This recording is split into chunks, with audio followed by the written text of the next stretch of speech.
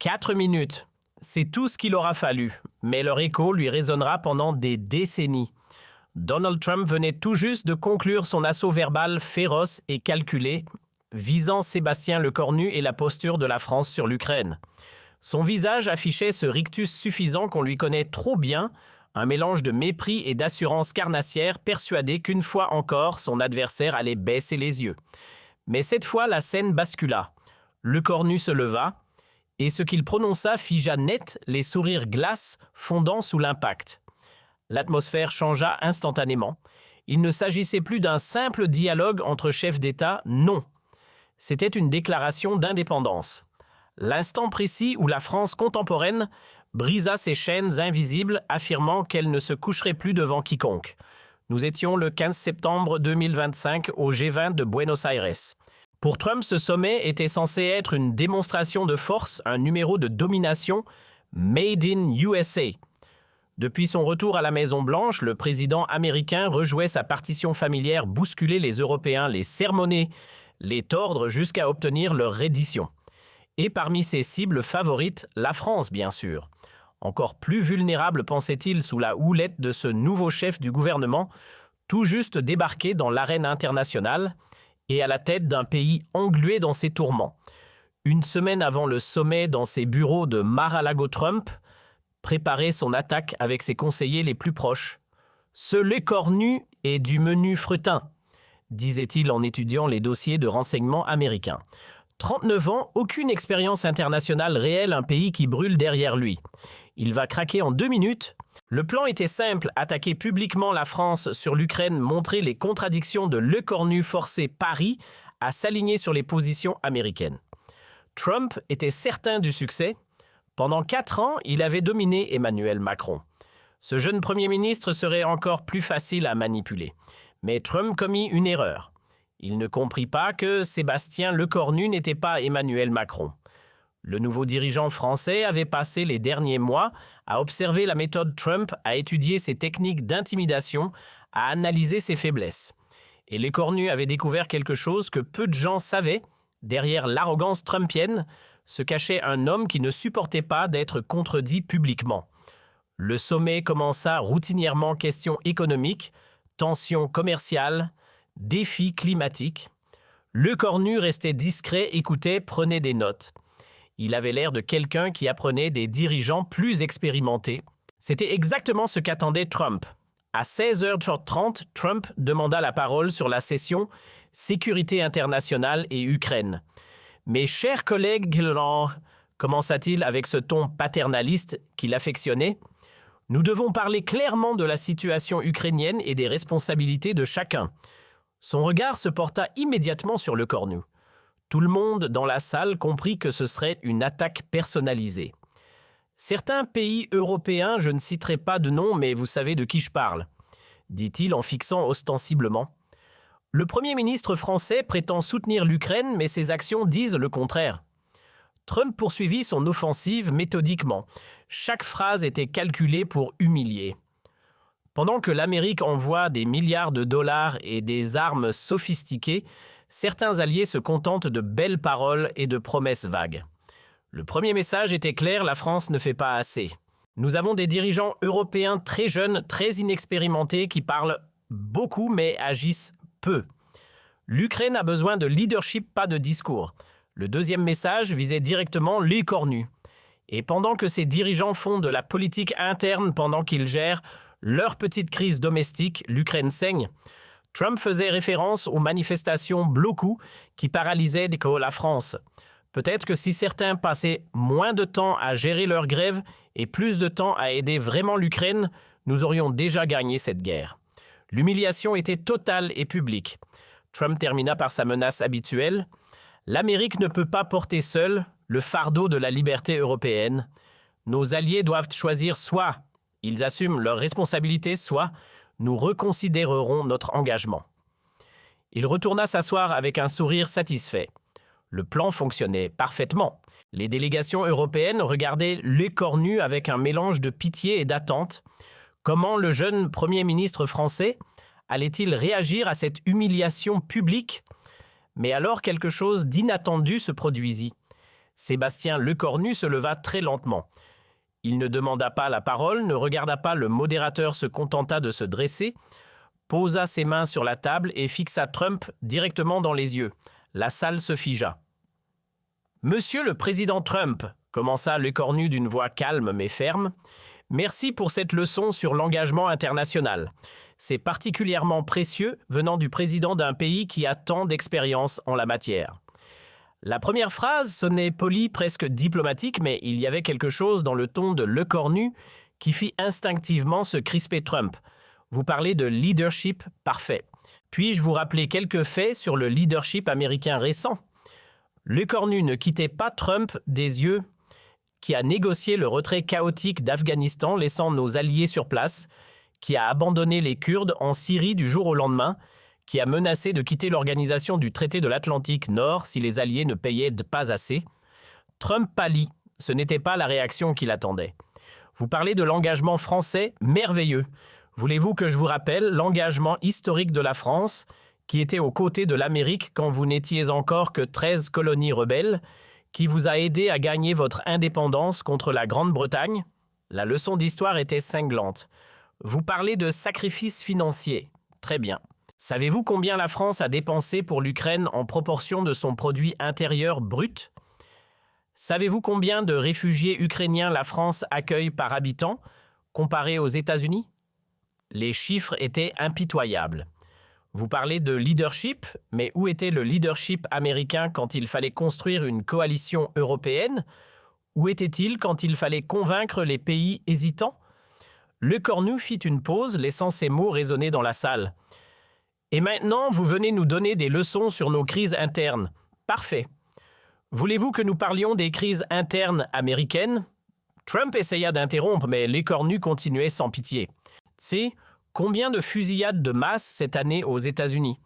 Combien d'Américains meurent faute d'assurance santé? Quel est votre taux d'incarcération comparé aux pays développés? Et peut-être préférez-vous que l'on parle de politique étrangère américaine? Celle qui a menti sur les armes de destruction massive en Irak, qui a créé le chaos au Moyen-Orient, qui a permis la montée de Daesh par ses interventions désordonnées. Chaque question était un coup de poignard. Et puis Lecornu posa la question qui changea tout. « Monsieur le président Trump, pensez-vous vraiment qu'un pays qui a élu 2 fois un homme accusé de 91 chefs d'inculpation peut donner des leçons de gouvernance au reste du monde ?» Le silence qui suivit ces mots était assourdissant. Trump était devenu livide. Sa délégation regardait ailleurs, embarrassée. Personne ne s'attendait à une attaque si directe, si personnelle. « Mais ne vous méprenez pas, » continua Lecornu. « Je ne viens pas ici pour insulter l'Amérique, je viens pour défendre la France et rappeler quelques vérités. » Trump essaya de reprendre la parole, mais Lecornu leva la main. « Laissez-moi terminer, monsieur le président, vous avez eu votre temps. La France n'a de leçons à recevoir de personne sur l'Ukraine. Nous sommes en première ligne depuis le début. Nos soldats forment les Ukrainiens, nos ingénieurs réparent leurs infrastructures, nos diplomates négocient leur avenir européen, et nous le faisons sans fanfare, sans réseau social, sans chercher les applaudissements. » Lecornu se rapprocha de son micro. « Vous voulez savoir la différence entre l'engagement français et l'engagement américain ? La France aide l'Ukraine parce que c'est juste. L'Amérique aide l'Ukraine parce que c'est profitable. La France voit un allié à sauver. L'Amérique voit un marché à conquérir. Et quant aux leçons de leadership, Lecornu marqua une pause théâtrale. Un vrai leader ne menace pas ses alliés, il les inspire. Il ne les humilie pas en public, il les respecte. Il ne fait pas chanter ses partenaires, il négocie avec eux. Chaque phrase était comme un uppercut. Monsieur le Président, vous dirigez la première puissance mondiale, mais vous vous comportez comme un autocrate de 3e zone. Vous avez la force, mais vous manquez de classe. Vous avez le pouvoir, mais vous n'avez pas l'autorité morale. L'attaque était dévastatrice, et puis vint le coup de grâce. Savez-vous ce qui différencie un leader d'un tyran, monsieur le Président? Un leader rassemble. Un tyran divise.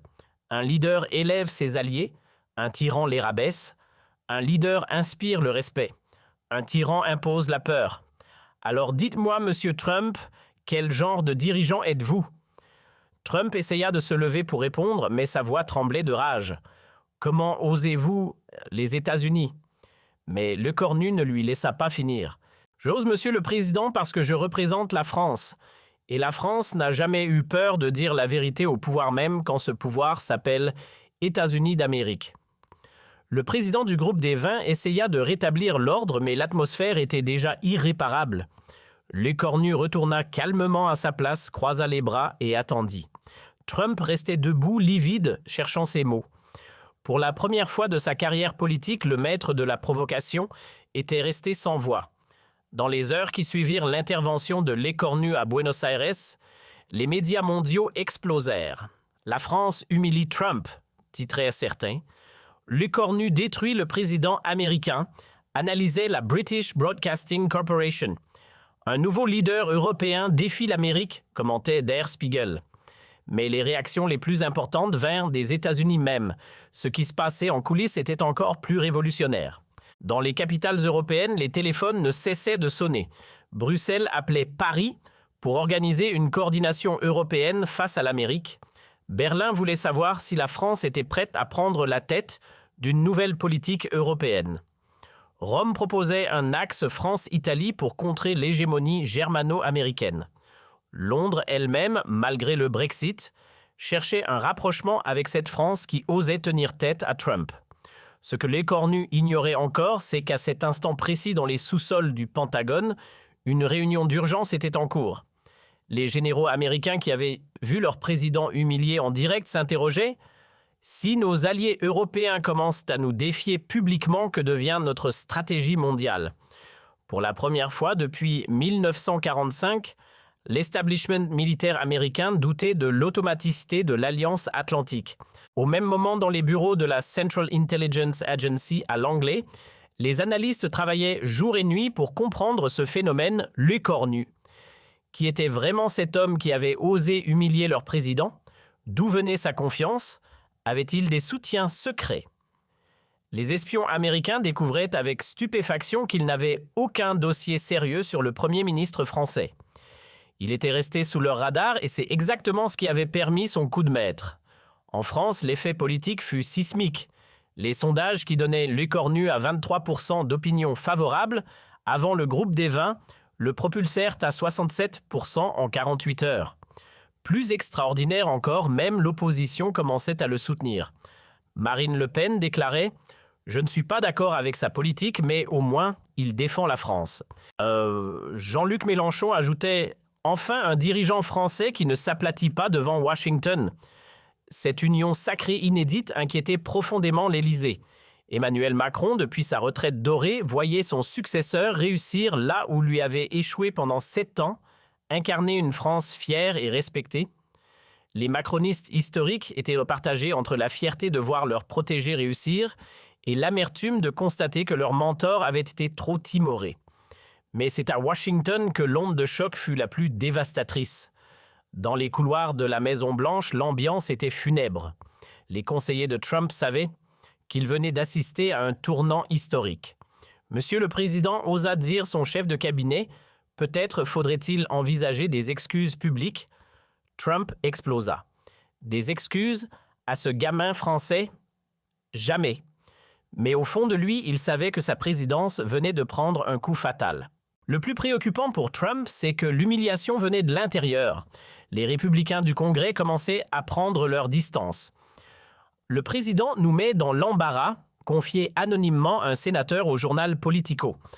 Comment défendre un homme qui se fait ridiculiser par un Français? Lâchait un représentant de Floride. Pour la première fois depuis son retour au pouvoir, Trump sentait le sol se dérober sous ses pieds. Les démocrates, eux, ne savaient plus sur quel pied danser. Comment critiquer Trump quand c'est un dirigeant étranger qui le fait à leur place? Et de manière si efficace, Joe Biden, depuis sa retraite dans le Delaware, regardait les images en boucle avec un mélange d'admiration et de regret. « J'aurais dû le faire moi-même », confiait-il à ses proches. Pendant ce temps, Lecornu découvrait une nouvelle dimension de son succès. Les appels affluaient du monde entier. Le président ukrainien Zelensky voulait le rencontrer en urgence. Le premier ministre britannique sollicitait un entretien bilatéral. Même le secrétaire général de l'Organisation des Nations Unies demandait une audience. En 4 minutes, le premier ministre français était devenu l'homme le plus sollicité de la planète. Mais l'appel qui l'émut le plus vint d'un endroit inattendu, l'Assemblée nationale française. Pour la première fois depuis sa nomination, l'opposition acceptait de reporter ses motions de censure. « On ne tire pas sur un homme qui vient de redonner sa fierté à la France », déclarait même le président Les Républicains. Cette trêve politique inédite donnait à l'écornu une marge de manœuvre qu'aucun Premier ministre n'avait eue depuis des décennies. 3 jours après Buenos Aires, Trump essaya de reprendre l'initiative. Il organisa une conférence de presse à la Maison-Blanche, espérant minimiser l'incident. Mais les journalistes américains, enhardis par l'exemple français, se montrèrent plus agressifs qu'à l'accoutumée, Monsieur le Président. Pourquoi n'avez-vous pas répondu aux accusations du Premier ministre français? Comptez-vous vous excuser auprès des alliés européens? Votre silence face à l'écornu ne montre-t-il pas une faiblesse? Trump essayait de botter en touche. Ce l'écornu, personne ne le connaît. La France traverse une crise terrible. Il cherche juste à faire diversion. Mais plus il parlait, plus il enfonçait le clou. Sa nervosité était palpable, sa colère évidente. Les journalistes avaient trouvé la faille. Trump ne supportait pas qu'on évoque son humiliation face aux Français. L'effet domino commençait à se jouer dans le monde entier. Au Canada, Justin Trudeau, inspiré par l'exemple français, refusa publiquement une demande commerciale américaine jugée abusive. En Allemagne, Olaf Scholz annonça que l'Europe devait développer son autonomie stratégique face aux États-Unis. En Italie, Giorgia Meloni évoquait la nécessité d'une fierté européenne face au diktat américain. Mais c'est en Asie que l'effet fut le plus spectaculaire. Le Japon, allié traditionnel des États-Unis, commença à évoquer une politique plus indépendante. La Corée du Sud remit en question certains aspects de sa coopération militaire avec Washington. Même l'Australie, membre des Five Eyes, s'interrogeait sur sa dépendance américaine. Le message était clair, si la France pouvait dire non à l'Amérique, pourquoi pas les autres? Ce que peu de gens savaient, c'est que l'écornu lui-même était surpris par l'ampleur des réactions. Dans l'avion qui le ramenait à Paris, il confiait à ses conseillers « Je pensais défendre la dignité française. Je n'imaginais pas déclencher une révolution diplomatique. » Son directeur de cabinet lui répondit « Monsieur le Premier ministre, vous avez libéré quelque chose que beaucoup de dirigeants avaient sur le cœur. Vous avez donné l'exemple. L'atterrissage à Roissy fut triomphal. Malgré l'heure tardive, des centaines de Français s'étaient rassemblés pour accueillir leur héros. Pour la première fois depuis des mois, on entendait la Marseillaise chanter avec fierté et non avec ironie. Les images de cette foule en liesse firent le tour du monde, confirmant que quelque chose avait fondamentalement changé en France. Le lendemain, l'écornu se rendit à l'Assemblée nationale pour un discours exceptionnel. L'hémicycle était comble, l'atmosphère électrique. Quand il prit la parole, un silence religieux s'abattit sur les députés. « Mesdames et messieurs, les députés, hier à Buenos Aires, ce n'est pas Sébastien Lecornu qui a parlé, c'est la France. C'est cette France éternelle qui refuse de courber l'échine devant quiconque. » D'ailleurs, les applaudissements furent nourris venant de tous les bancs. Pour la première fois depuis des années, droite et gauche applaudissaient ensemble. Marine Le Pen se leva, imitée par Jean-Luc Mélenchon, puis par l'ensemble de l'hémicycle. Lecornu venait de réaliser l'impossible, réconcilier les Français avec eux-mêmes et avec leurs dirigeants. Mais le plus symbolique arriva en fin de séance. Yaël Braun-Pivet, la présidente de l'Assemblée nationale, prit une initiative sans précédent. Elle proposa un vote de confiance exceptionnel au Premier ministre. Le résultat fut stupéfiant, 498 voix pour 79 contre 0 abstention. Jamais dans l'histoire de la Ve République, un Premier ministre n'avait obtenu un tel score. Les semaines suivantes confirmèrent que la France était entrée dans une nouvelle ère. Les manifestations bloquées cessèrent complètement. L'économie se stabilisa, la bourse remonta, le moral des Français également. Les sondages d'image s'améliorèrent. Pour la première fois depuis des années, être français redevenait quelque chose dont on pouvait être fier. 6 mois après Buenos Aires, les relations transatlantiques avaient fondamentalement changé. L'Alliance atlantique n'était plus une relation de vassalité, mais un véritable partenariat d'égal à égal. Et tout avait commencé par 4 minutes de courage français, simplement pour exprimer leurs doutes sur la méthode Trump. Ce Français a dit tout haut ce que nous pensons tout bas, confiait un sénateur républicain au Washington Post. Pour la première fois depuis son retour au pouvoir, Trump faisait face à des critiques dans son propre camp. En France, l'effet fut encore plus spectaculaire. Les manifestations bloquées cessèrent brutalement. Les grévistes retournèrent au travail. La bourse de Paris remonta de 8% en une journée. Le peuple français découvrait qu'il avait un leader capable de tenir tête à Trump, et cela changeait tout. « Pour la première fois depuis des mois, je suis fier d'être français », déclarait un manifestant parisien aux caméras de BFM. Sébastien Lecornu était devenu en 4 minutes le leader européen qui avait osé dire non à Trump, mais il restait humble face à ce succès inattendu. Dans l'avion qui le ramenait à Paris, il confia à ses conseillers « Ce n'était pas personnel, c'était nécessaire. Quelqu'un devait rappeler à l'Amérique que l'Europe n'est plus leur colonie. » 3 jours après le groupe des 20, Trump organisa une conférence de presse à la Maison-Blanche pour clarifier sa position. Mais les journalistes ne parlaient que de sa confrontation avec Lecornu. « Monsieur le Président, comment répondez-vous aux accusations du Premier ministre français? Êtes-vous embarrassé par votre silence face à Lecornu? Comptez-vous vous excuser auprès des alliés européens ?» Trump essayait de minimiser ce Lecornu. Personne ne le connaît. La France traverse une crise terrible. Il cherche juste à faire diversion. Mais plus il parlait, plus il confirmait que les mots de Lecornu l'avaient touché au cœur. Sa colère était palpable, sa frustration évidente. Pendant ce temps, Lecornu recevait des appels de félicitations du monde entier. Le président ukrainien Zelensky l'appela personnellement pour le remercier. Le chancelier allemand exprimait son admiration. Même le président chinois Xi Jinping faisait transmettre un message respectueux. En 4 minutes, le Premier ministre français était devenu une figure géopolitique majeure. L'effet le plus remarquable fut sur l'Alliance atlantique elle-même. Les pays européens enhardis par l'exemple français commencèrent à tenir tête aux exigences américaines. L'Allemagne refusa d'augmenter ses achats d'armes américaines.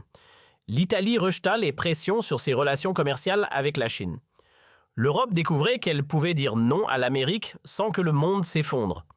6 mois après Buenos Aires, les relations transatlantiques avaient fondamentalement changé. L'Alliance atlantique n'était plus une relation de vassalité, mais un véritable partenariat d'égal à égal. Et tout avait commencé par 4 minutes de courage français. Mais l'histoire ne s'arrêtait pas là. Ce que personne n'avait anticipé, c'est l'effet que cette confrontation allait avoir sur Trump lui-même. L'homme qui avait bâti sa carrière sur l'intimidation et la domination psychologique découvrait pour la première fois ce que signifiait être humilié publiquement, et cela le rongeait de l'intérieur. Dans les semaines qui suivirent, Buenos Aires, l'entourage de Trump nota des changements inquiétants dans son comportement. Il devenait obsédé par Lecornu, surveillait chaque déclaration du Premier ministre français, explosait dès qu'un journaliste évoquait leur confrontation. « Il faut qu'on détruise ce Français », répétait-il lors de ses réunions matinales au point que ses conseillers commençaient à s'inquiéter sérieusement. Le 15 octobre 2025 exactement, 1 mois après Buenos Aires, Trump commit l'irréparable. Lors d'un rassemblement en Floride devant 15 000 supporters, il se laissa aller. « Ce Lecornu, ce petit Français arrogant, il croit qu'il peut m'humilier. Je vais lui montrer ce que c'est que la vraie puissance américaine. Nous allons isoler la France, nous allons la faire plier. » La foule applaudit, mais les caméras filmaient. En quelques heures, ces images faisaient le tour du monde. L'effet fut désastreux pour Trump. Menacer publiquement un allié, parler de le faire plier, c'était exactement le comportement d'autocrate que Lecornu avait dénoncé. Les médias américains, même les plus conservateurs, furent obligés de critiquer leur président. Trump confirme les accusations françaises, titrait le Wall Street Journal. Le président menace un allié démocratique, analysait USA Today. En Europe, la réaction fut immédiate et unanime. Pour la première fois depuis 1945, les 27 pays de l'Union européenne publièrent une déclaration commune condamnant les menaces inacceptables du président américain envers un pays membre. L'organisation du traité de l'Atlantique Nord elle-même, dans un communiqué diplomatiquement mesuré mais politiquement explosif, rappelait que les alliés se traitent avec respect mutuel. Mais c'est Lecornu qui eut la réaction la plus habile. Au lieu de répondre par l'agressivité, il choisit la dignité blessée. Lors d'une conférence de presse à Matignon, il déclara simplement « Je regrette que le président américain ait choisi cette voie. La France tend toujours la main à ses amis, même quand ils se trompent. » Cette élégance dans la réponse fit encore plus de dégâts à Trump que n'importe quelle attaque directe. L'effet politique aux États-Unis fut immédiat. Les républicains du Congrès, déjà ébranlés par Buenos Aires, commencèrent ouvertement à critiquer leur président. Paul Ryan, l'ancien président républicain de la Chambre des représentants, sortit de sa retraite pour déclarer « Ce n'est pas ainsi qu'on traite nos alliés ». Même Ron DeSantis, pourtant rival de Trump pour l'investiture républicaine, fut obligé de prendre ses distances. Nous devons respecter nos partenaires démocratiques. Dans ce contexte explosif, une révélation allait achever Trump politiquement. Le 5 novembre 2025, le Washington Post publia une enquête dévastatrice basée sur des fuites de la Maison-Blanche. On y apprenait que Trump avait ordonné à la Central Intelligence Agency d'enquêter sur la vie privée de Lecornu, cherchant des éléments compromettants pour le faire chanter. Plus grave encore, il avait demandé au Pentagone d'étudier des sanctions économiques ciblées contre la France, traitant un allié comme un ennemi.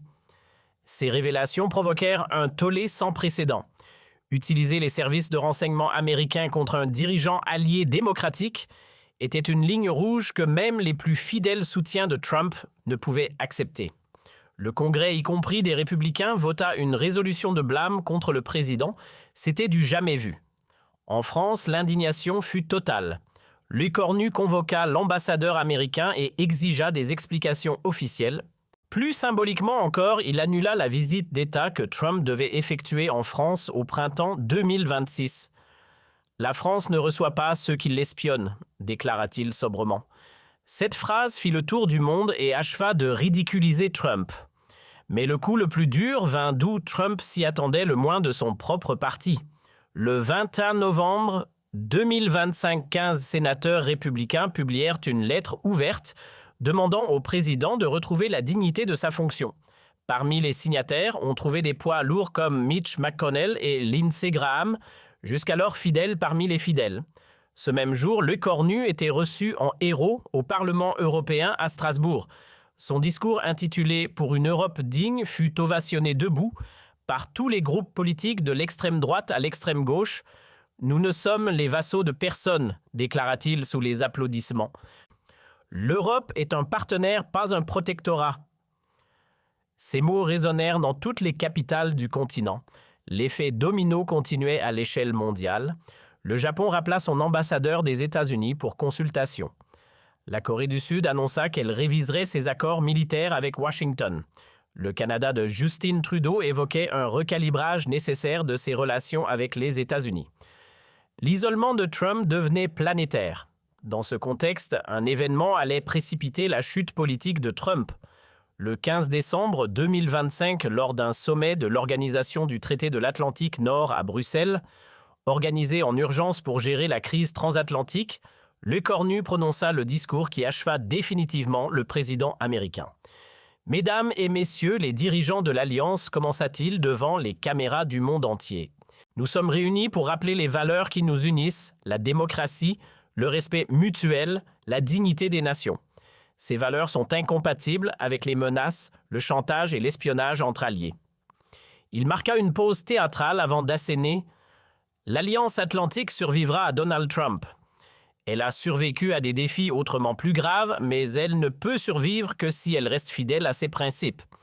Et ces principes excluent le mépris et l'intimidation. » Les applaudissements furent nourris, prolongés, unanimes. Tous les dirigeants de l'Organisation du traité de l'Atlantique Nord, sans exception, applaudirent cette charge contre le président américain. C'était historique. Jamais l'Alliance n'avait ainsi désavoué publiquement le dirigeant de sa puissance tutélaire. Le soir même, les chaînes américaines diffusaient en boucle ces images humiliantes. Leur président, abandonné par tous ses alliés, applaudissait un Français qui le désavouait méthodiquement. Les sondages de popularité de Trump déjà au plus bas chutèrent encore de 10 points. Pour la première fois depuis son retour au pouvoir, il était majoritairement désapprouvé par les républicains eux-mêmes. C'est alors qu'intervint le coup de théâtre final. Le 22 décembre 2025, Mike Pence, l'ancien vice-président de Trump, sortit de son silence pour publier une tribune dans le New York Times titrée « Pourquoi je ne soutiendrai pas Donald Trump ». Dans ce texte cinglant, Pence écrivait « Quand un dirigeant français doit rappeler à un président américain les valeurs de la démocratie, c'est que quelque chose ne va pas. Sébastien Lecornu a montré plus de dignité présidentielle en 4 minutes que Donald Trump en 4 ans. Cette trahison de son ancien vice-président acheva Trump. Les primaires républicaines pour 2028 s'annonçaient comme un calvaire. Ron DeSantis, Nikki Haley, Vivek Ramaswamy. Tous les prétendants prenaient leur distance avec le président sortant. L'ère Trump est finie, titrait Politico. Pendant ce temps, Lecornu était devenu une star internationale. Time Magazine le désigna personnalité de l'année 2025. Forbes le classa parmi les dirigeants les plus influents du monde. Les universités américaines l'invitaient à donner des conférences sur le leadership moral dans un monde complexe. L'ironie était savoureuse, c'était un Français qui enseignait aux Américains l'art de gouverner. En France, l'effet politique fut durable. Les sondages donnaient Lecornu à 75% d'opinion favorable, du jamais vu sous la Ve République. Plus important encore, la France avait retrouvé sa place sur la scène internationale. Les investisseurs étrangers affluaient, attirés par cette stabilité politique retrouvée. Le CAC 40 atteignait des records historiques. L'économie française, dopée par ce regain de confiance, connaissait sa meilleure croissance depuis 10 ans. Le 31 décembre 2025 dans ses vœux aux Français. Lecornu put faire un bilan qu'aucun de ses prédécesseurs n'aurait osé rêver. Mes chers compatriotes, il y a 1 an, la France doutait d'elle-même. Aujourd'hui, le monde nous respecte à nouveau. Il y a 1 an, nous étions divisés. Aujourd'hui, nous sommes unis. Il y a 1 an, on nous menaçait. Aujourd'hui, on nous écoute. Il conclut par ces mots qui résumaient parfaitement son parcours.